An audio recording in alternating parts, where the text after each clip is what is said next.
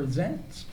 Today we're going to actually be talking to ETA Theater, some cast members as well as a board member.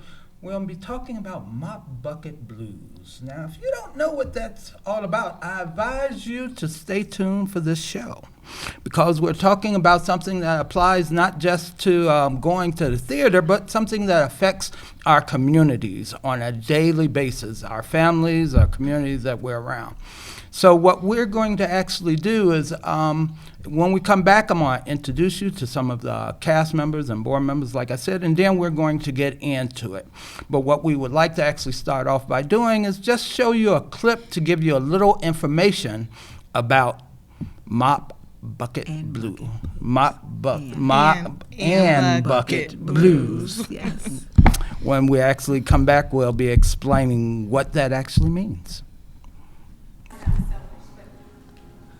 I'm just not willing to sacrifice my son for someone else's.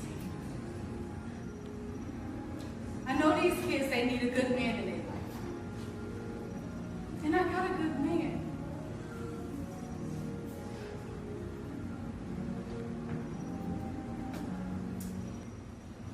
I call it Mop and Bucket Blues. In the right hands, with the right song, and the right audience, change has to come. This play is more than a stage performance. It's a warning sign. It's a testimony. A declaration that the lives of our children are not disposable, and now stands as a call to action, a mirror to society, and a tribute to every student who has ever felt forgotten inside a broken school system. But Mop and Bucket Blues doesn't just focus on despair. It's also focusing on redemption. That's why we partner with ETA Theater, a historic institution rooted in storytelling, in advocacy, in community. Okay, that was a little bit short trailer about Mop and Bucket Blues. And today, like I said, we have some people from the ETA Theater that we'll be talking to. First, I'd like to actually introduce you to Markina Peavy. She's a board member at the ETA Theater and a partnership in this particular play. Can you tell us a little bit about yourself? Yeah, my name is Markina Peavy. I'm board secretary for ETA Creative Arts Foundation. I've been on the board for about 3 years. And I know the playwright from Mop and Bucket Blues, L.A. Holtz. We've been friends for over 30 years. And she's also an alum of ETA. Okay. So when I had some ideas about how we could revitalize the theater, I reached out to some of my personal contacts, including LA, and she sent over the play. Okay. And I was extremely impressed, and here we are. So. All right, and we also have Margot Harper. Can you tell us a little bit about yourself? Yes. I am an actress and a puppeteer and a vocalist, and I play Miss Da Silva, a school teacher in Mop and Bucket Blues. And I have one of my partners in crime, I kind of say, Miss Smith. We work effortlessly to try to encourage our students and try to give them life and to follow their dreams and to try to be studious and try to be the best they can be in life. And we see their gifts and talents, and we try to encourage the students to really go as far as they could go and provide the tools through education. I'm the music teacher, and Ms. Smith is also a music teacher from Berkeley School of Music, and we come together to try to help the children become the people that we're looking for them to be. And also, Mop and Bucket Blues, it really focuses on, we have a janitor that's there, and he is the narrator. He pretty much tells the story of what happens and what is happening in this school. And he talks about the we know that a lot of times, a lot of the schools, especially even here in CPS, where the students don't have enough supplies or they don't have enough resources to really be as successful as they really could be, like some of the other schools in other, the surrounding Chicago area. And he's there to kind of watch over the students. He's like a gatekeeper. And we're a village, because it takes a village to raise a child. And that's what you see happening here in Mop and Bucket Blues. You see the gang situation where they're trying to infiltrate the schools and how they're trying to take over. But we, also not to tell you too much, but how people are there to take a stand, regardless of what they're trying to do to infiltrate the school, and trying to help them as well, if they want to be helped. But one of the things that you see here is that there is a revival going on in this school.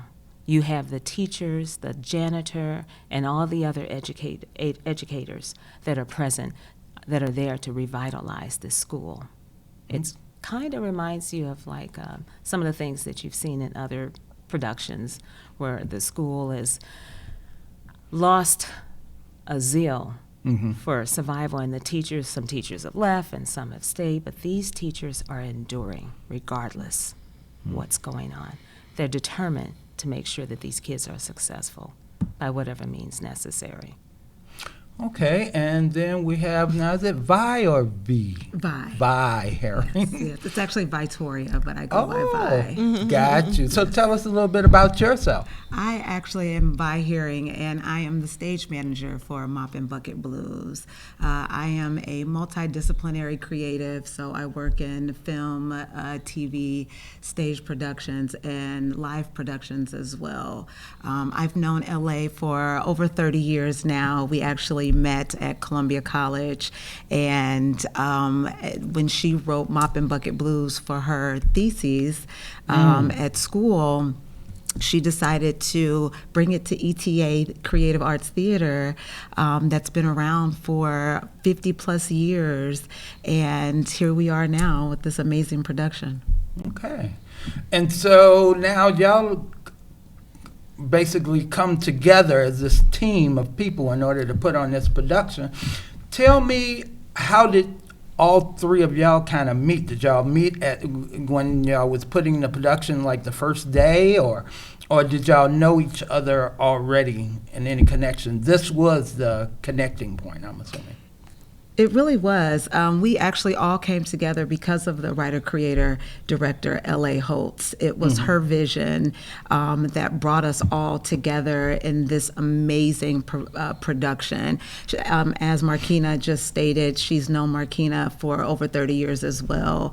And I'll let Markina tell how they became involved in this production. But because of those two getting together, we all ended up meeting at different spaces and time for this production to tell this amazing story. Okay. And so, speaking of that, then, tell me about the writer. Who is she as far as what's her background in writing type of deal? Well, LA is a phenomenal writer. Yes. Okay. She is phenomenal. She has a way to reach people and write people, and especially African American community, in our culture and our jokes and our mannerisms. And so Ella and I have known each other since we were children, and we grew up performing together, but we primarily grew up performing together with our church. And so we both went to Liberty Temple Full Gospel Church. They had a television show. We had a drama ministry. And so we would travel. We were both in the Awakening, and we would travel with the ministry. So it was all about, using art and theater to convey a message of Christianity, but just reflective of the community. And if you know anything about the Awakening, you know that that's kind of using Christianity to be reflective of Chicago life, real life individuals, and just the struggles that individuals face. So that's our foundation, and I do believe that that's reflective in the manner in which he continues to write, right? And the amazing part about this partnership with ETA is that ETA has always been a place to elevate playwrights, to elevate new voices, and to tell our story in our voice. So it's an amazing partnership. It speaks to the legacy of ETA, and it also, and And LA personifies that. She's also an alumni. So she was at ETA in high school. She trained with Abena, Renako, Don Harper, Chuck Smith. So that was also one of her professional background there in training in the arts education program at ETA, and she's just continued to flourish in her adult life. And so this is a coming home for her and really an amazing partnership for LA, Poets Are People Too, Carmen Newman, as well as ETA. Okay. Now, is she a writer-director? Yes. She Okay. is. She is a writer director, and actually, she's also a casting director. Believe it or not, LA is phenomenal in casting, and her as well as her co-producer Carmen Newman did the auditions for Mop and Bucket Blues and really picked hand-selected, very talented creatives in order to tell this story. Okay. Yes, I just wanted to add that every cast member of this production they're perfect Yes. for the Yes. role. Yes. It's as though they are like they've lived this life. When you see these characters, they bring such life that you don't believe that they're even acting. Yeah. It feels so real. And even the focus on the family, because Yes. the component of the family, that's there in this production, because you can't have children in school without parents. Right. And she shows the various aspects of the different lifestyles of various parents, and also have the teaching of the parents with their children, and how the struggle Yeah. is so real. She's created like an ecosystem. Yeah. She shows the ecosystem that is impacted in the everyday school system. So it's not just focusing on the teachers. She also made sure to include characters that are primarily ignored, like the narrator is a janitor. And she loved that aspect of it, of a person that doesn't get a lot of attention generally in public, but they are doing so many things within the school. Their role was vital. So in her production, it shows the perspective of the entire ecosystem, from the janitors to principals to teachers, music teachers, coaches, the students in their at-home life, because that also impacts their success in school, Of course. and also the paths that they go down later on in life, the gang. So it is really an entire ecosystem, and you are seeing so many different perspectives that all come together in the school system, and it's really phenomenal. So, how many cast members is it? We have about 21 cast members total. With She's like, everybody was like, oh, wow, okay. yes. It actually is a pretty large cast, but everyone fits within the story in order to really show the details of not only the heartache, but the humor and the humanistic aspects of what this story brings about, not only in looking at the problem, but also the solutions. Okay, so with a cast that large, It how breaks lo- it up with the singing as well. We Yes. actually have singing. Oh, that's you also added in singing it. too. Why not? You know, when do the juggler come out? Like, hey, No, it's not that don't forget me. And I'm assuming, due to the name of it, you know, the music is blues type of Absolutely, music. absolutely. Okay, Yes. I was just, I said I'm assuming that, but let's not assume. Let's ask the question. Okay, so the characters in the play. Well, let me bag up before going to that part of it. Then, so what is the theme of the play as far as if you wanted to paint a picture for people to actually see? What is the what they call a plot line of it, or if they come to see the show, they expect to see a show that this is the background or the world that you're in, but in this world, this is what's going to happen, and the end result is, without giving details as far as that's concerned. Well, you're looking at, let's start with the mop and the bucket. Okay. Okay. The janitor is there with the mop and the bucket. And what does a janitor do at the school? They are keeping it clean, they're keeping it spotless. And it's not only about the physical cleaning of the physical building, but it's also cleaning up. He's there to also clean up some of the situations that are there in the school by encouraging the students. He's seeing what's happening, letting administration know there in the school the things that they need to tend to. He's there cleaning up some of the things that are in the way of progress for these students and even the staff. And he's there as that light that stands there in that space and kind of keeps everyone together. And I don't know if you remember anything about the janitor in your school, but I know when I worked in the schools, I remember it was the janitor that the kids went to when they needed someone for advice or someone to give them a snack, or if they were hungry in between class. I saw janitors do that, and they're just such a major component of what's happening in the school, and that's what you see with this janitor, JJ.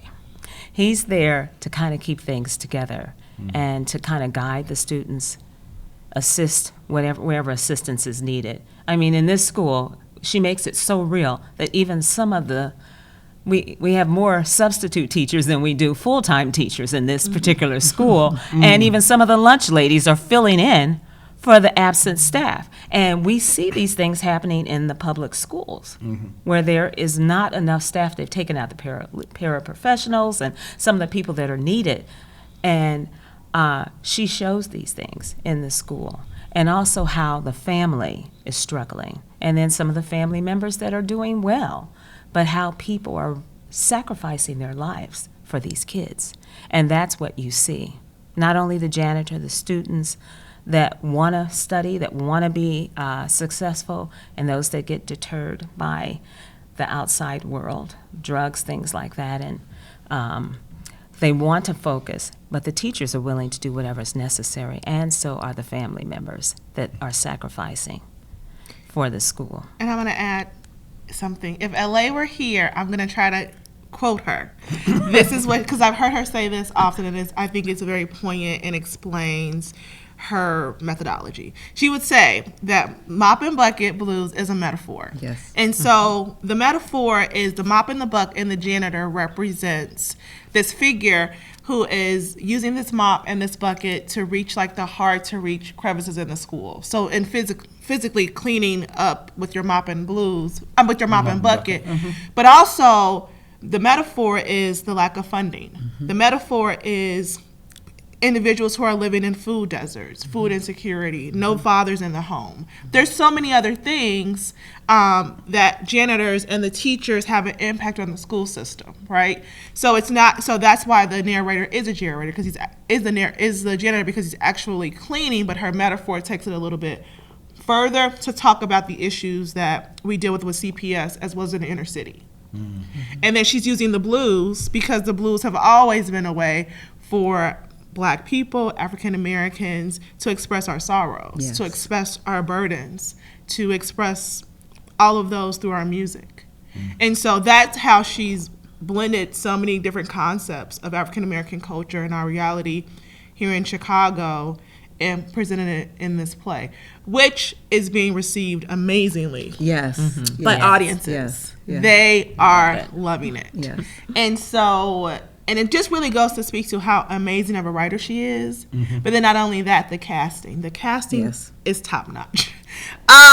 And I would everyone also, from- add so. that it also is a story that shows us how impactful the community can be, and that the community is for not only our youth, but for us in our everyday trials of life. As Margot pointed to, it really does take a village. And this story is actually a true story that is based off of L.A. Holt's life. Her father also worked in the school system. And so one of the reasons why she wrote this was not only to reach to her own roots, but also to really show how the community can really be a positive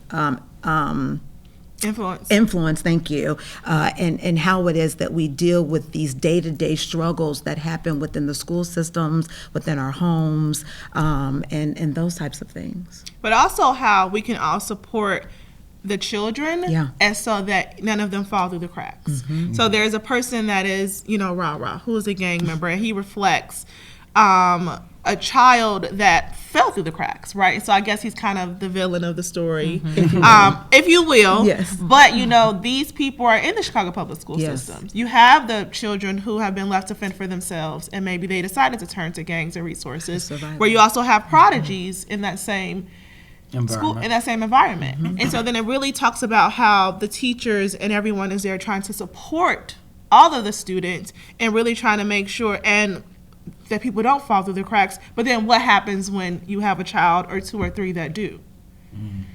So it's really a story about healing, hope, and truth.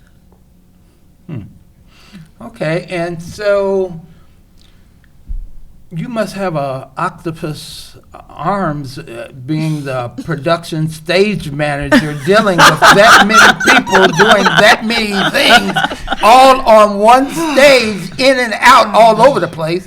So You know what? We're fortunate enough that we have a great production team, and we actually really all work cohesively. Shout out to Vanita Swain, that's our backstage manager. Yes. Shout out to Tracy Brooks, that does our wardrobe, hair, as well as prop master. Shout out to Lavoy and JC, that's my tech guys that really, hold everything together, and to our amazing cast, and Marquina, who is literally running talk about an octopus. Okay? Marquina, as much as you would think that I'm running around as stage manager, lighting designer, showrunner, and AD, Marquina behind the scenes is doing even more so from just the ETA house itself, and making sure that we have an adequate space and that people come in to see this amazing show. We couldn't do it without her. And speaking of that, of course, y'all have been doing the show run for the last 3 weeks, has it been? Or has it been 2 weeks? 2 weeks. 2 weeks, yeah. And so you still have some more shows coming up. Yes. When are the next shows coming up for people to actually, call, find out, and get more information about that? Well, next weekend, Friday, Saturday, and Sunday. I think that's Yes. November the 6th. 7th, 8th, and 9th. Oh, no, the 7th, 8th, and 9th. Yes. And on Saturday, we have 2 shows. And on Sunday, we have 2 shows. We have matinees. Saturday is 2 and 7:30.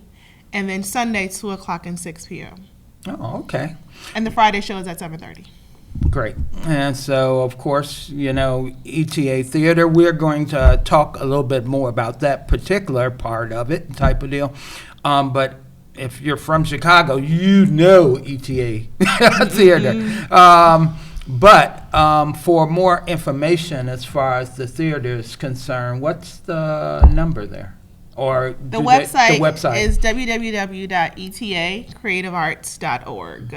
Okay. All right. So what we'll do, I think we want to talk a little bit more about ETA for a moment, real quick. Now, in order to actually put this on, of course, they picked the ETA Theater. Can you tell me why ETA? I think that this is the only place where this production should be, to be completely honest with you. ETA has such an amazing history here in the city of Chicago. This year is ETA's 54th year in existence. So it was founded in 1971. We've been in that space, I think, 1978 or 79. And it was an old glass factory. So ETA's founder, Abner Joan Brown, bought that building, and it has gone through many phases of renovations, from the small theater to the large theater now that has 200 seats. But what ETA was always known for was for its arts education program and its children programming. And so basically providing education on Saturdays, on the weekends. So many of ETA's children or alumni have gone on to do great things in the arts, set design, just different things in the performing arts because of the foundational training that they received at ETA. And so in addition to the arts programming, there then goes the theater performances, which there have been many classic shows that we're actually thinking about bringing back to honor some of the legacy historical productions, from Ucini's Black Fairy and Renako Jai's productions that were there. But it's just been such a staple on the south side of Chicago, but also a creative force within Black theater when Black theater and artists did not have a space of our own. And so it was one of the first spaces to cultivate a home for artists, for children, for the community where we could be reflected. So how do people get involved? That's awesome. Well, that's a great question. 'Cause one, we're always looking for volunteers. Two, you can join our mailing list, our email list, if you go to our website and try to remain connected that way. We have a monthly newsletter. We're sending out information about productions, community events. We partner with other community events. We've partnered with churches. We've partnered with the domestic violence shelters for programming and gospel concerts in our theater as well. And we'll be announcing a return of a number of our classes in January. So the best way to remain connected is to check the website and to join our email list, because we're constantly sending out updates for information to know about what's happening at ETA. Okay. And and I would also say for donors and people that want to give to ETA, it is a historical theater, and we definitely in Chicago need to make sure that this theater stays alive, that our stories and our voices continue to be uplifted. One of the things about ETA that I love is that their stories that they choose to feature are always impactful, and they really uplift the things that are going on in our community. So if there's any donors that are out there that want to give to ETA Theater, definitely please reach out to Markina and or ETA, and also those that want to give to Mop and Bucket Blues, because it is a story that definitely needs to continue to be heard. Okay. And is Mop and Bucket Blues, is it a one part, or is there actually other parts to it? So is there a part two to it? You know how some plays lead into another one? This one is not It's a play in standalone. multiple parts. However, that being said, we're really excited because we do have a Mop and Bucket TV series, and L.A. Holtz, the writer-creator, has also already written 3 episodes of that as well. So if there's any people out there that are interested in television production, Mop and Bucket Blues could also be your home. Oh, Please good. reach out. Yeah, good to know. So as far as the play is concerned, I was just wondering, what's the age range of the cast? Do you have children actors as well as adult actors, or how is all of that? What's the makeup of the cast as far as that's concerned? So we do have some youth that are in the cast. We have Little C, which is played by Caleb, and he is Caleb Green is his name, and he is just an amazing actor.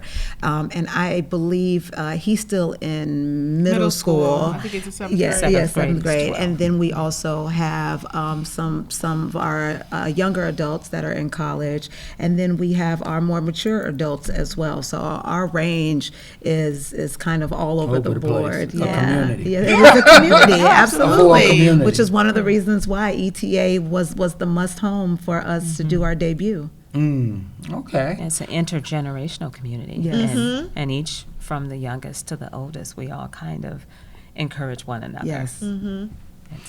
Okay, I was wondering when I was thinking about, because I haven't had a chance to see it, but I'm scheduled to actually come and see it. So we need. Well, we're excited to have you.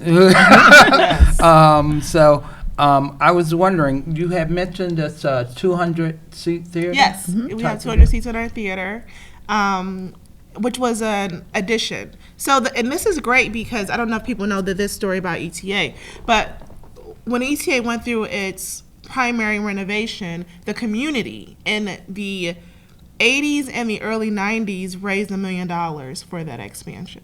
And so as we kind of think about how ETA is still standing today, it's because of the work of the founders, the board members who were a part of the organization, but also the community came in tow because they were proud to have that theater there. And so I think for those of us who are still here and the organization is still here, I think I respect the fact that it's still there because of the work that the community put in. And so we're hoping to keep it going so that the next generation of Southsiders, children, Black theater supporters, we continue to have that space. Okay. Well, let's take a break for a moment. So when we come back, we want to definitely get into some of the characters that's in Mop and Blues. Sorry about that. Mop and Bucket Blues. And I want to talk a little bit more about getting involved with the ETA Theater. So as soon as we come back, we'll talk a little bit more about ETA Theater and the play that we're in the midst of.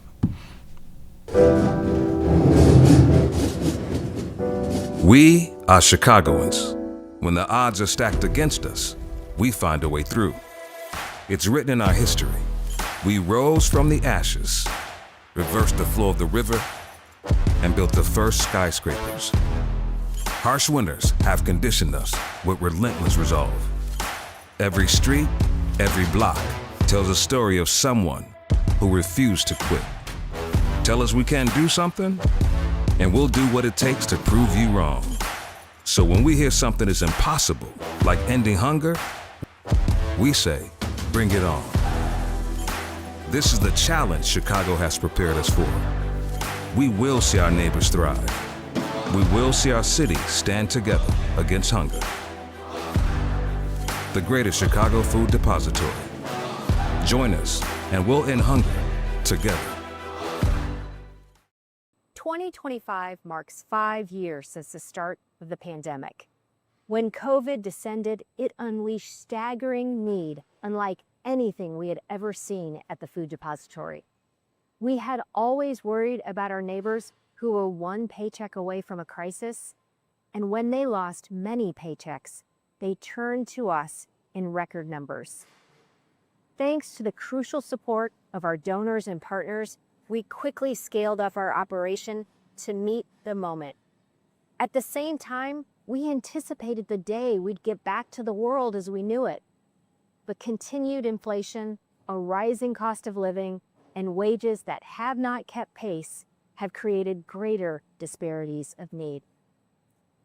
5 years later, we are still serving nearly twice as many households as we did before the early months of the pandemic, and there is no sign of demand lessening. This elevated need, we have come to realize, is the new normal.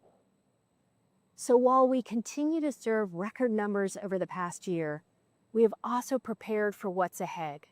We've strengthened our systems, we've optimized our programs, we've developed a new strategic plan, all so we can be as strong as our neighbors need us to be in this new normal. None of this work would be possible without your invaluable support. As the task has become more challenging, we are all the more grateful for your partnership in our shared mission to end hunger.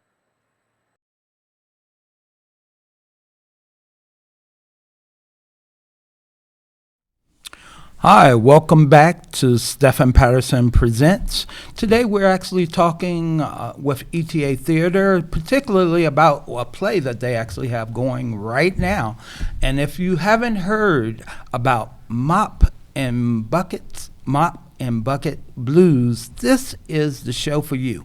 I want you to have your chance to talk to some of the cast members, even a board member over at ETA, about this program that they actually have going on through this play that y'all can get involved with, either the ETA Theater or come out to see the play. In fact, why not do both?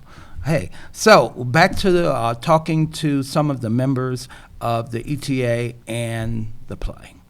So we was just not talking more about the play.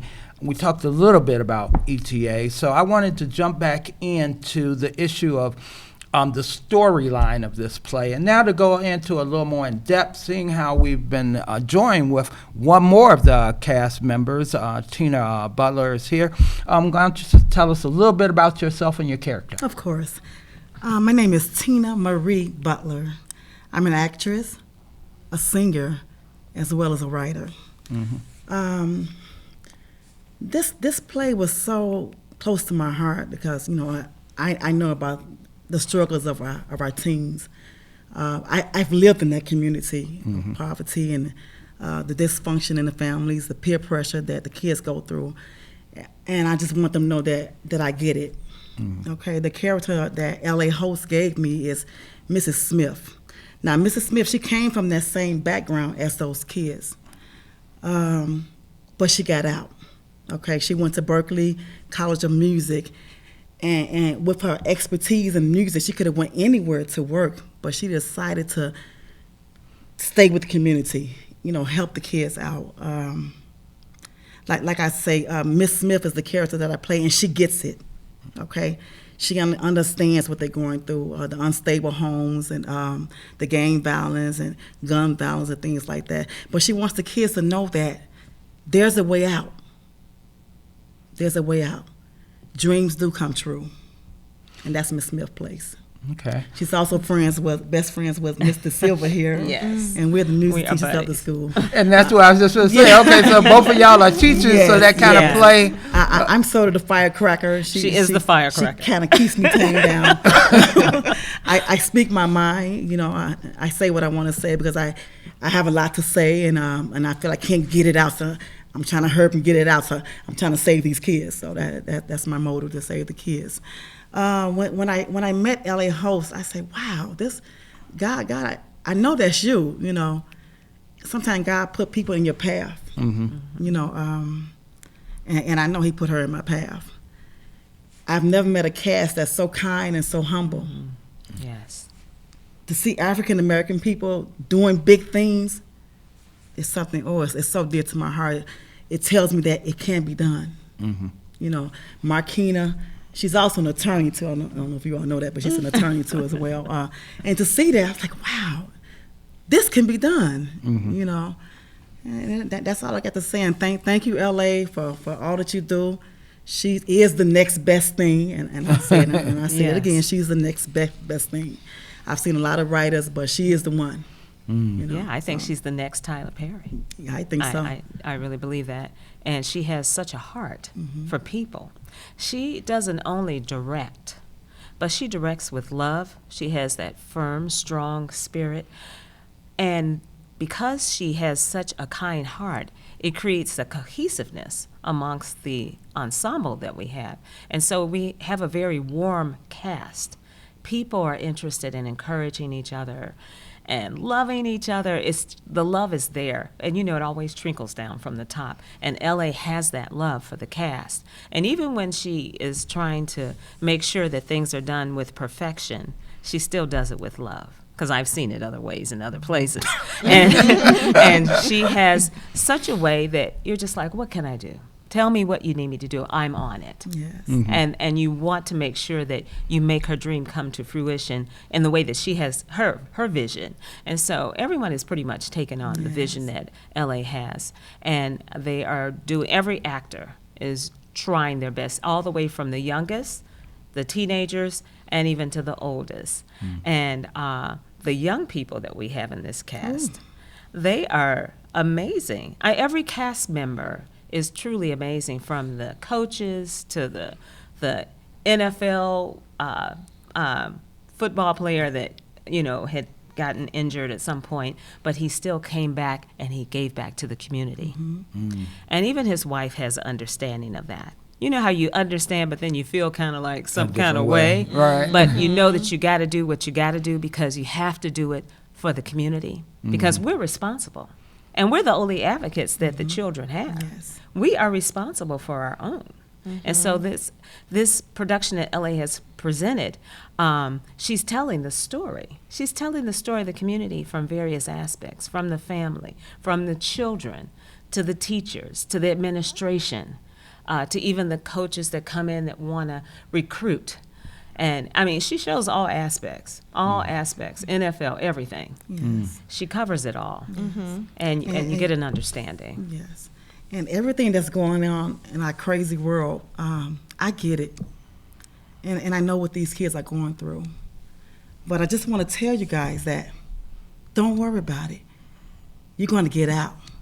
You're going to get out. You're going to make it. You're not stuck in this environment. There's a way out for you. Can you tell me a little bit about, considering the play and the world that it's actually set in, are y'all doing any special performances for like the Chicago school children themselves? Yeah, so this Thursday, during the day, there is a school of about 100 students.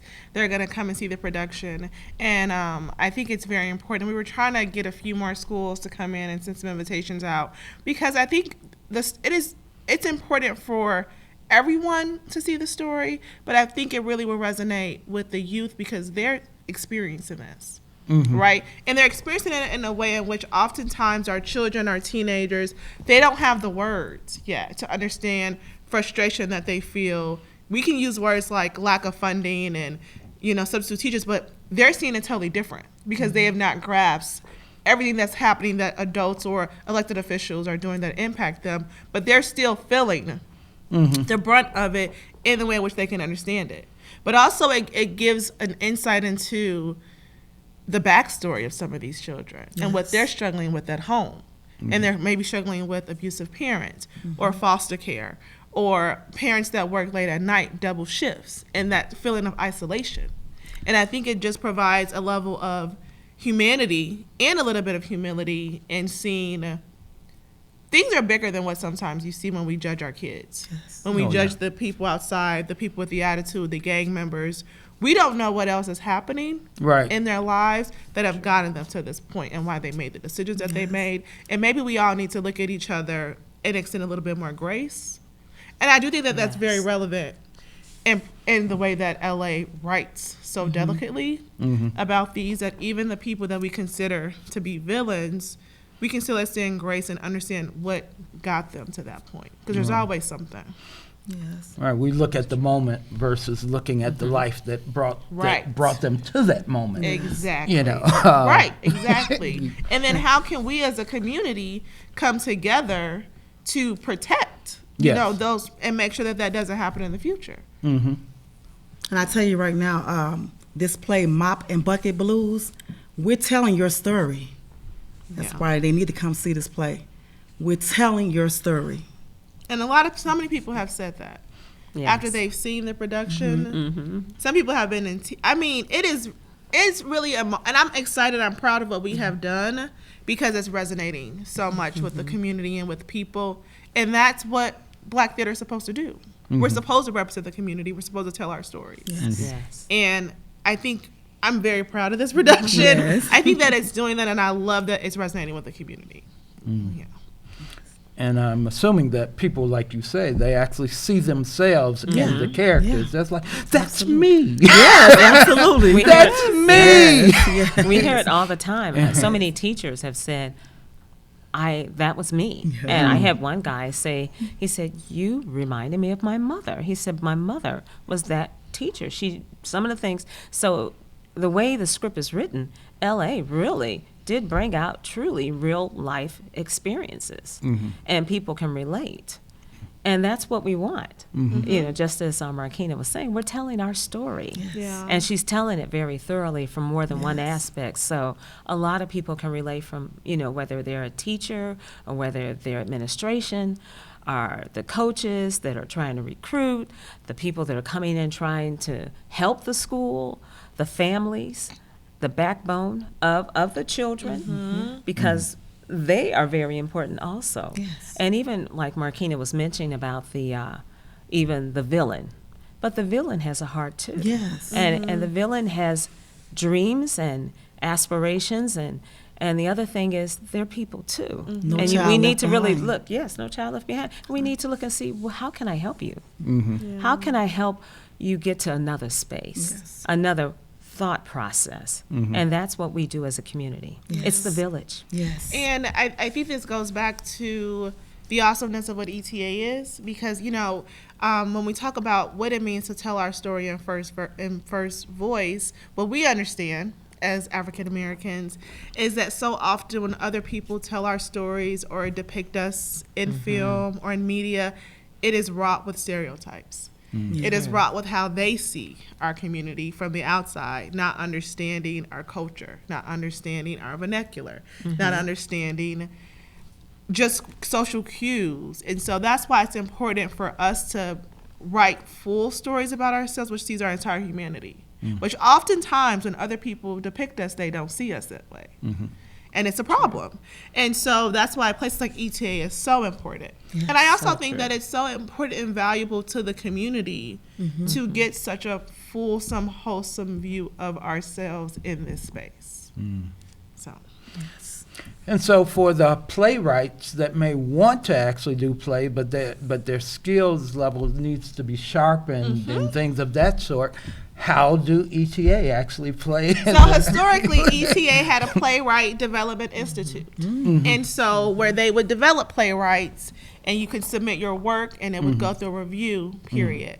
Now what we've done is we've renamed that and now we've called something that's called the Ucini Perkins Playwriting Workshop, because Ucini was a long-standing board member of ETA. He wrote Black Fairy, and Black Fairy was a poem, Hey Black Child, which most people think was Maya Angelou, but it was Ucini Perkins. He doesn't get credit for that, but he is from Chicago, was very important to ETA, so we have revamped that and named that for him, but really bringing that back so that we have emerging playwrights. We want them to submit their work to ETA, go through the process, attend some of our workshop classes in order to be able to sharpen their skills.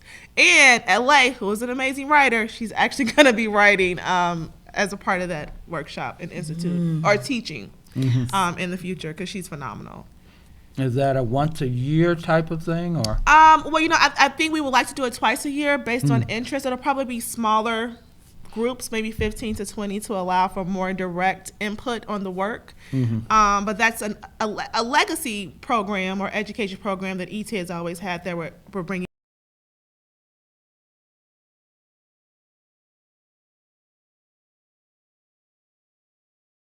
At a festival with one of our board members, Victor Gully, and this was in early October. So we're 6 aspiring playwrights. You submit your manuscript, it's selected and voted on. Then they performed a snippet of it at ETA. This is at the beginning of October. And one person won. Will be chosen, right? They were chosen as a winner, and then they will have an opportunity to develop their full production at ETA at a later time. Right? And so that's also kind of a part of this playwright giving voice to Black playwrights and giving them an opportunity to have their work presented on stage. Okay. And once again, because we talked about it earlier, for people that might be interested in coming to see the play, when is the play? Next weekend, November 7th through the 9th, Friday through Sunday. Okay. I think we have 5 shows on the calendar. And I think Friday night is actually a WVON night. And so we'll have a lot of WVON guests there. And they're actually doing a giveaway of tickets probably this week and next week as well. Okay. But next weekend is the last weekend. And so we want people to come out, book those tickets, fill up all those seats. And we're just having such a great time with the audience. Yes. We are having a good time with the community. Absolutely. It is really a great time. Yes. Okay.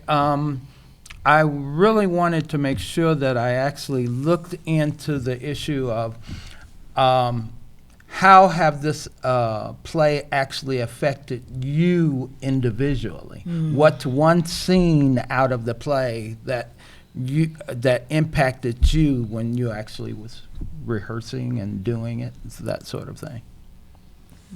Well, I would say I have a monologue, and I don't want to tell too much, but it does focus on the teacher's concern, Mr. Silva's concern for the kids, especially this one child that is very talented, and she doesn't want to see him going to the wayside. He wants to go to Carnegie Hall. She wants to get him there. And in this monologue, she shares a lot. She pours out her heart regarding the youth. And I have cried, even thinking about it right now. I almost want to cry, sorry. But it's that emotional that people have cried, came out of the theater telling us how they cried. And I'm telling you, they cried because I cried. And I'm sure L.A. probably cried as she was writing it. I felt it.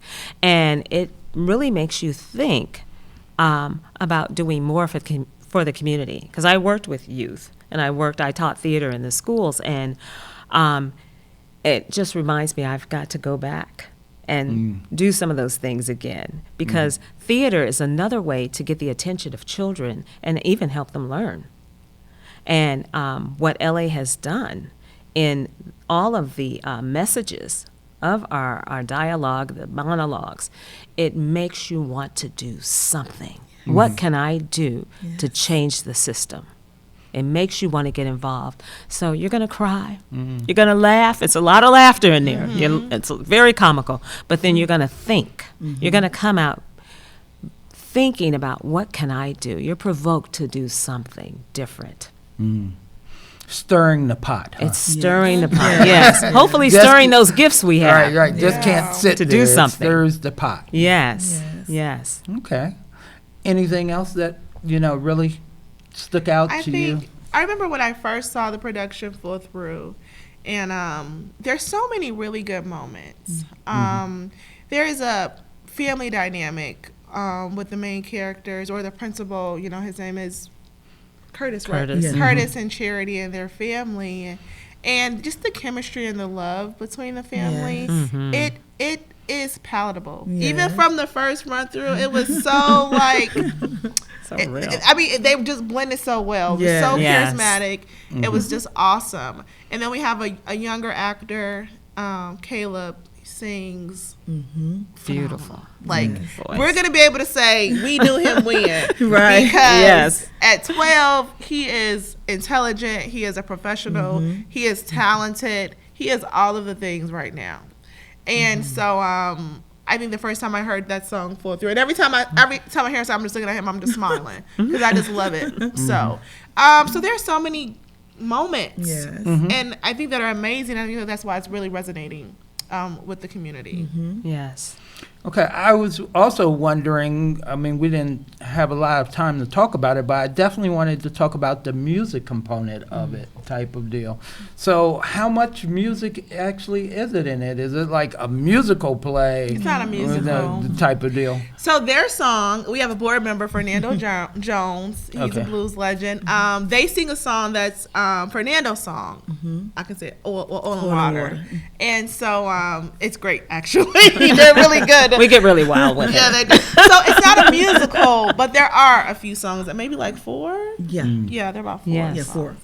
Yeah, Yolanda Adams, Charity. Because Byron does sings. one too. Yeah. And Byron, he does a spiritual gospel. Gospel is really moving. Okay. Well, I definitely wanted to hit on that because just the fact of it is, the name of it is like, hold it. Well, how much music is actually in this, blues type of It's deal? not a musical, but I don't know that you can honestly depict anything in Black culture without some type of music. Yeah, That's true. That's true. Yes. We are musical beings for sure. Yeah, music running through the soul, as they say, type of deal.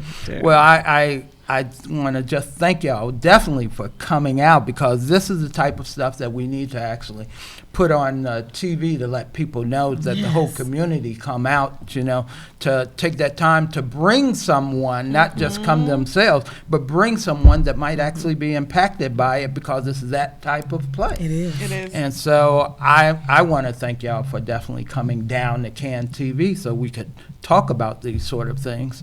Thank you. Thank you. And, Yes. love to be involved with the ETA theater type of deal in the future on different projects that y'all Please may do. actually have. Please. Type of deal. Yes. Because here at Cantv, of course, that's part of our mission is to get out the word as far as the community is concerned. About what's happening in the community and empowering the community to have a voice. So we align very well with what ETA actually does. So today, is there anything that you would like to kind of wrap this up with, as far as any one thing that you would like to tell people as far as this is why you need to come? I think you need to come to support Black theater. Okay. To support ETA.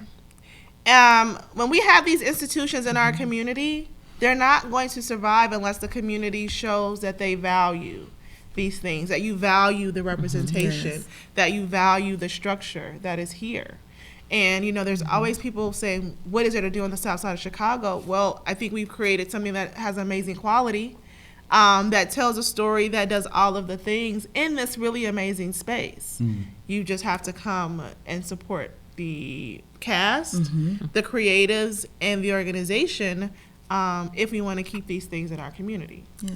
Okay, well, You know, I have one thing to say. There are a lot of young kids out there, young adults, that they really want to be actors and actresses.